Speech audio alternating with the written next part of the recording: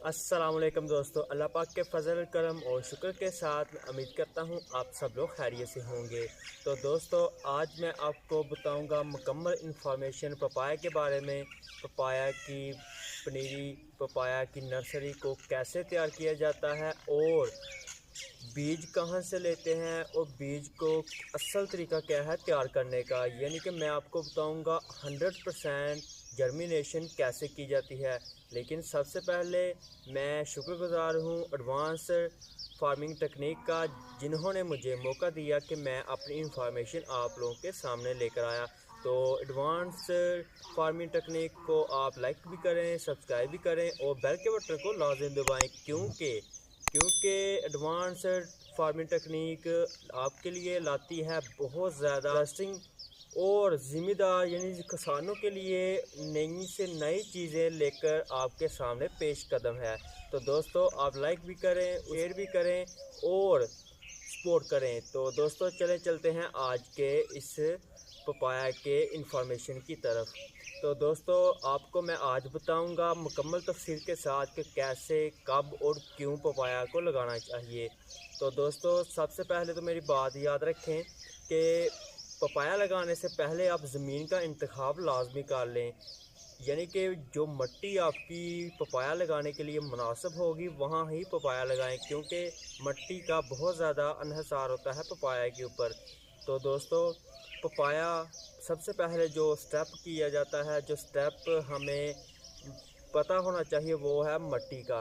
आपको मिट्टी का पता होना चाहिए। दूसरा स्टेप जो कि पीट माश का होता है। तीसरा स्टेप जो कि बीज का होता है कि बीज कहाँ से लेना है और अच्छा कौन सा होगा और इसमें नॉर्मल कौन सा होगा।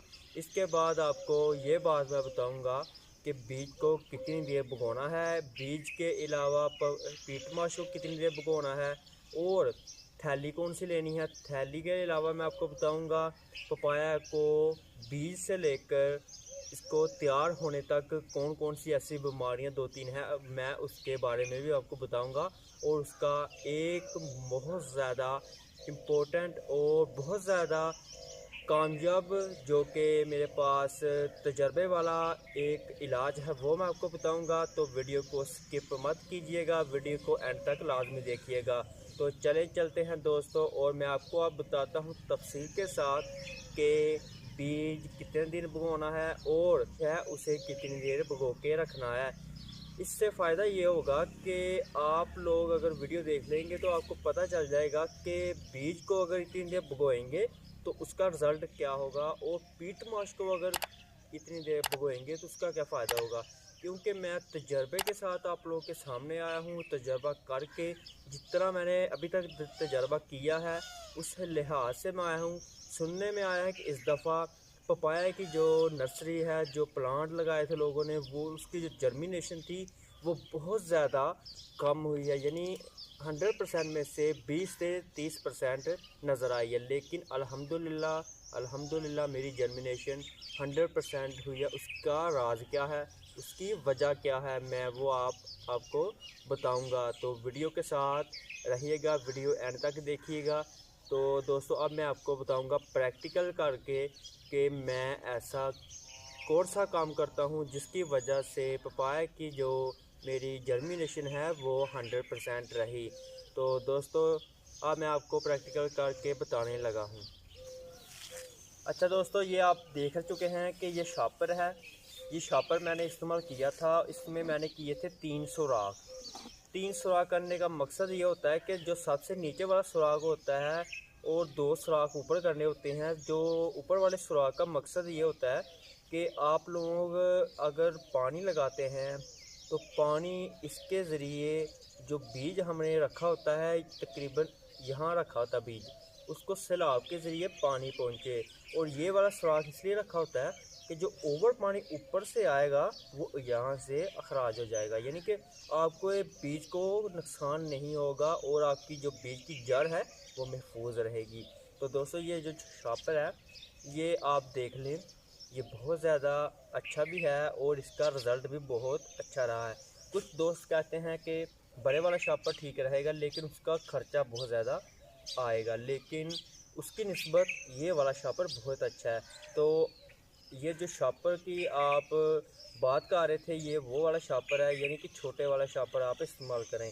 2x5 का या 3x5 का करें।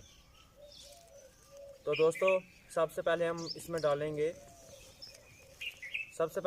डालेंगे मट्टी।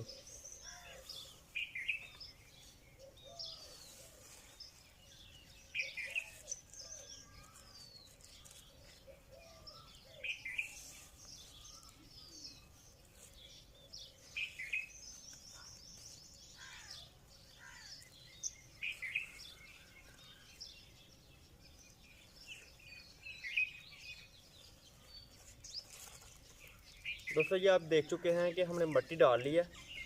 इसके जो हमने 4 हिस्से करने हैं शॉपर के, यानी कि 4 हिस्सों में से डिवाइड कर लेना है और हमने 3 हिस्से इसमें मट्टी डाल लेनी है। मट्टी डाल के इसके ऊपर हमने डालनी है पीट माश। तो ये हमने डाली पीट माश। तो दोस्तों ये आपको नज़र आ रहा होगा कि एक हिस्सा हमने पीट माश डाली है और 3 हिस्से हमने मट्टी डाली है। तो दोस्तों इसके आगे जाने से पहले मैं आपको एक बात क्लियर करता जाऊं कि जो हमने बीज लिया है, ये आपके सामने मेरे पैकेट नज़र आ रहे होंगे। ये मैंने हाइब्रिड रेड लेडी ताइवान का ओरिजिनल बीज लिया था। एक बात मैं आपको और क्लियर करता जाऊं तो मैंने तकरीबन 3 किस्म के बीज मंगवाए थे 3 दोस्तों से। उनका रेट भी मुख्तलिफ था और उनकी जो जर्मिनेशन थी उनमें भी फ़र्क आया था। तो दोस्तों आपको मैं ये बात बताता चलूँ कि बीज को कितनी देर भिगोना है। तो दोस्तों बीज आपने भिगोना है तकरीबन 5 दिन। अगर आप 5 दिन बीज को भिगोएंगे तो उसकी जर्मिनेशन थोड़ी जल्दी होगी। अगर आप 4 दिन बीज को भिगोएंगे तो उसकी जर्मिनेशन तकरीबन 2-4 दिन लेट हो जाएगी, लेकिन जर्मिनेशन लाजमी होगी। तो मेरा तो आपको एक ही मशवरा है कि आप बीज को 5 दिन के लिए भिगो दें। उसका फ़ायदा ये होगा कि आपको जर्मिनेशन भी अच्छी मिलेगी और जल्दी मिलेगी। उसके अलावा आपने पीट माश के साथ क्या करना है, पीट माश को आपने तकरीबन 1 दिन के लिए भिगो देना है। यानी आपने अगर सुबह लगाना है पपाया तो शाम को आपने जो पीट माश है इसे भिगो देना है। कुछ दोस्तों का ये कहना था कि पीट माश को भिगोए बगैर लगाएंगे तो जर्मिनेशन अच्छी नहीं रहेगी, लेकिन ये बात भी दुरुस्त नहीं, क्योंकि मैं ये भी तजर्बा कर चुका हूँ कि पीट माश को सूखे यानी इसको गीला किए बगैर ही मैंने बीज इसके अंदर रखा था और पानी मैंने ऊपर से लगाया था 2 पानी, तकरीबन 2 पानी मैंने ऊपर से लगाए थे। 2 पानी लगाने के बाद मैंने पानी हमेशा नीचे लगाया है, जिसकी वजह से मेरी जर्मिनेशन 100% रही है। उसका फ़ायदा क्या होता है, उसके फ़ायदा मैं आपको बताता हूँ कि अगर आप ऊपर से पानी लगाते हैं उसमें क्या होता है कि मुकम्मल तौर पर जो थैली होती है वो ऊपर से प्रेशर के ज़रिए पानी जाता है। क्योंकि अगर हम जितनी भी कोशिश हम कर लें ऊपर से पानी देंगे तो उसका प्रेशर लाजमी होगा, क्योंकि हम उसे ऊंचाई के ज़रिए पानी देते हैं। अगर हम ज़मीन के ज़रिए से पानी देते हैं तो वो एक बहुत ज़्यादा नॉर्मली तौर पर ऊपर को पानी आता है, जिसकी वजह से मिट्टी में थोड़ी सी नरमी रहती है और बीज को हमवार रखती है, जिसकी वजह से जर्मिनेशन अच्छी रहती है। तो दोस्तों मेरा तो आपको एक ही मशवरा है कि कभी भी पानी ऊपर से मत लगाएं। मैंने 100% जो जर्मिनेशन हासिल की है उसके राज मैं आपको बता रहा हूं। तो एक एक बात मेरी याद रखें, क्योंकि अल्हम्दुलिल्लाह अल्लाह पाक के करम और शुक्र के साथ मैं आपको सच ही बताऊंगा और झूठ एक भी लफ्ज़ नहीं होगा। अगर मैं 100% जर्मिनेशन बता रहा हूँ तो 100% सच में 100% ही होगी। इसके अलावा अगर सच ही बताऊँगा और झूठ एक भी लफ्ज़ नहीं होगा। अगर मैं 100% जर्मिनेशन बता रहा हूँ तो 100% सच में 100% ही होगी। इसके अलावा अगर जो मैं आपको बीज भगोने का तरीका, कीटनाशक भगोने का तरीका और पानी लगाने का तरीका, ये 3-4 चीज़ें बहुत अहमियत के हामिल हैं, क्योंकि इसके ज़रिए ही आपकी जर्मिनेशन में बहुत ज़्यादा अच्छी और बेहतरीन क्वालिटी यानी नज़र आएगी। तो दोस्तों मैं आपको बता रहा था बीज के बारे में इसके अलावा पीट माश के बारे में और शॉपर कितना बनना है, ये मैं बताने के बाद आपको बताऊंगा कि इसकी जो बीमारियां 2-3 लगती हैं उसका क्या हल है। तो दोस्तों अब मैं आपको बताऊंगा पीट लगाने का तरीका। जब हमने ये शॉपर बाल लिया, शॉपर बनने के बाद हम इसके अंदर छोटा सा सुराख करेंगे, तकरीबन 1 इंच सुराख करने से ये होगा कि आपकी जो जर्मिनेशन थी वो जल्दी होगी, उसके ऊपर कोई बोझ नहीं होगा। अगर आप सुराख नीचे कर देंगे उसकी जर्मिनेशन खतरे में भी हो सकती है और लेट भी हो सकती है। तो आप बेहतर है कि जितना कम सुराख हो उतना कम सुराख करें। उसके बाद आप बीज लें, बीज को आप इसके अंदर रखना है। इसके अंदर रखने के बाद अगर आपका दिल मुनासिब समझे तो आप अजाफी थोड़ी सी पीट माश लेकर इसके ऊपर भी डाल सकते हैं, लेकिन अगर आपके पास शॉपर में काफ़ी पीट माश है तो आप उसे इस तरीके से ऊपर से डाल सकते हैं और हल्के हाथ से ऊपर से ऐसे कर दें। ऐसा करने से जो बीज है वो अपनी असल हालत में चला जाएगा जहां उसे पहुंचना होगा। तो दोस्तों ये थी बीज लगाने की मुकम्मल तफसील। और अब मैं आपको बताऊंगा कि इसको बीमारी कौन कौन सी लगती है। दोस्तों इसका इलाज क्या है जो बीमारियां पपाया को लगती हैं। तो दोस्तों इसको नॉर्मली तौर पर बहुत ज़्यादा फंगस आती है। फंगस का इलाज मैंने वीडियो में बता दिया है अगर आपने मुकम्मल वीडियो देखी हो तो, लेकिन मैं आपको फिर बताता चलता हूँ कि फंगस कैसे आती है। फंगस आती है आपके ज़्यादा पानी लगाने से और ऊपर से पानी लगाने से। अगर आपने ऊपर से पानी नहीं लगाया तो फंगस तकरीबन 70% नहीं आएगी, अगर आएगी भी तो 30% आएगी। आपका इतना नुकसान नहीं होगा अगर आप बर वक्त स्प्रे वगैरह कर देंगे तो। दोस्तों अब मैं आपको इसके स्प्रे के बारे में बताऊंगा, लेकिन पहले आपको बीमारियां गिनवा दूं। इसके बाद आपको आती है बीमारी पत्ते की, यानी ये जो पत्ता है, ये पत्ता तकरीबन मुरझा जाता है और साथ ये इकट्ठा हो जाता है। इसकी बीमारी का हल भी मैं आपको बताता हूँ। और तीसरी बीमारी जो आती है वो पीलापन की आती है, निशान की आती है, पत्ते के ऊपर छोटे छोटे जो निशान है वो बन जाते हैं। उसकी बीमारी का भी इलाज मैं बताता हूँ। तो दोस्तों जो सबसे पहले दोस्तों बीमारी थी वो थी फंगस की। तो फंगस के लिए आपने कौन सा स्प्रे करना है और कितनी मकदार में करना है। तो दोस्तों फंगस का जो स्प्रे है वो आपने थायोफनेट जहर करना है। थायोफनेट जहर बहुत ज़्यादा अहमियत का हमल, लेकिन जो आपने स्प्रे करना है वो मल्टीनेशनल कंपनी का हो, लाजमी हो। तो दोस्तों जो थायोफनेट जहर है वो आपकी 2 से 3 बीमारियों का इम्पोर्टेंट मसले का हल है, क्योंकि जो पत्ते के ऊपर निशान आते हैं उसकी बीमारी जो है वो लैदा है, जो पत्ते मुरझा जाते हैं सूख जाते हैं उसका, और साथ फंगस का जो इलाज है वो थायोफनेट है।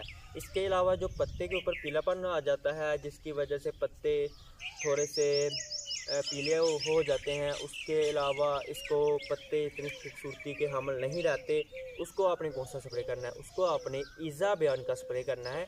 यानी कि ईज़ा बयान का ऐसा स्प्रे है जो आपके पौधों को ग्रोथ भी देगा, ग्रोथ देने के अलावा वो आपके पत्तों को खूबसूरत भी बनाएगा और कद के हमल भी बनाएगा। तो दोस्तों ये आपके सामने पौधे नज़र आ रहे हैं। अल्हम्दुलिल्लाह ये झूठ बिल्कुल भी नहीं है। मेरे तकरीबन 90 से लेकर 95% पौधे बिल्कुल सेहतमंद, हेल्थी भी हैं और ख़ूबसूरत भी नज़र आते हैं। मेरे पीछे आप नर्सरी देख सकते हैं। नर्सरी में मैंने मुकम्मल तौर पर इस तजर्बे के साथ साथ आपको मुकम्मल इन्फॉर्मेशन भेजने की कोशिश की है। मेरे चैनल पर आप देख सकते हैं मुकम्मल इन्फॉर्मेशन और लम्हा बा लम्हा के मेरे साथ क्या कुछ हुआ है, उसके अलावा मैंने ऐसा क्या किया है जिसकी वजह से मेरा रिज़ल्ट फिर भी 100% रहा है। क्योंकि जब मैंने पपाया लगाया था उस वक्त बहुत ज़्यादा आंधी तूफ़ान और बारिशों का सिलसिला जारी रहा था, जिसकी वजह से मेरे प्लांट को काफ़ी शदीद नुकसान हुआ था। लेकिन अल्हम्दुलिल्लाह उसके बावजूद अल्लाह पाक के करम से मैंने कामयाबी हासिल की। भरपूर मेहनत से बर वक्त दवाइयों से और अल्लाह पाक की ज़ात ने मेरी मदद की। मैंने 100% रिज़ल्ट लिया, वो भी मेहनत के बलबूते पर। और साथ में आपको बताता चलूँ कि आप लोगों को अगर किसी भी मालूमात की ज़रूरत हो तो आप बीज से लेकर शिफ्टिंग तक, क्योंकि मैंने जो तजर्बा किया है उसके ऊपर मैं आपको बात बताऊंगा। उसके बाद वाली बात जब मैं वो करूंगा तो बताऊंगा, ऐसे मैं नहीं बताऊंगा। तो मैं मुकम्मल तौर पर जो इंफॉर्मेशन रखता हूँ वो बीज से लेकर पपाया के शिफ्टिंग तक, यानी कि पौधा तैयार होने तक जितनी भी इंफॉर्मेशन आप लोग को चाहिए हो तो मेरा नंबर आपको नज़र आ रहा होगा। मेरे साथ इसके साथ यूट्यूब चैनल भी नज़र आ रहा होगा। आप दोनों के ज़रिए मेरे तक पहुंच सकते हैं और मालूमात हासिल कर सकते हैं। तो दोस्तों अब दे मुझे इजाज़त, लेकिन आपको एक बात और बताता चलूँ कि एडवांस फार्मिंग टेक्निक एक ऐसा चैनल यूट्यूब पर आप लोगों के साथ मुंसलिक है कि वो आपको नई से नई जदीद से जदीद मशीनरी, और वो चैनल आपको ज़राअत के मुकम्मल हामिल प्रोग्राम आपके सामने पेश करता है। और आप उसे सपोर्ट करें, लाइक करें और सब्सक्राइब करें। तो दोस्तों मेरे चैनल तक पहुंचने के लिए आप इस नाम पर सर्च करें, ये आपके सामने नाम नज़र आ रहा होगा, तो आप मेरे चैनल तक पहुंच सकते हैं। तो दोस्तों अब दे मुझे इजाज़त, इंशाल्लाह नेक्स्ट फिर किसी भी वीडियो के साथ आप लोगों के सामने मैं आऊँगा।